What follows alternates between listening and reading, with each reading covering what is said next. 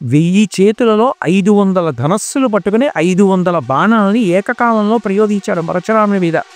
అంత గొప్ప యుద్ధంలో పరశురాం ఆ కార్తవీర్యార్జునుడు వేసినటువంటి బాణములన్నింటినీ కూడా వడగొట్టడమే కాకుండా కార్తవీర్యార్జునుడి 1000 చేతులు నరికేసి ఆయన కంఠాన్ని నరికేసి కార్తవీర్యార్జునుడు చచ్చాడు.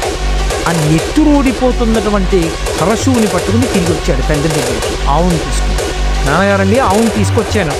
కొన్ని లక్షల మంది సైన్యాన్ని తెగతార్చి కార్తవీర్యార్జునుడి యొక్క 1000 చేతులు నరికి చంపేశారు. అతని స్నేహితులు రాజుల్ని చంపారు. ఆవును తీసుకొచ్చారు. తండ్రి జమదగ్గిన నడియంత పనిచేసేవాడు. ఒక ఆవు వాళ్ళు తీసుకెళ్ళిపోయారనుకో, అది మనకి అదృష్టం ఉంటే తిరిగి వస్తుంది. కానీ ప్రభువుని చంపేవే అది చాలా దోషం. ప్రభువు విష్ణువాంశ సంభూతుడు. అంత గొప్ప చక్రవర్తి కార్తవీర్య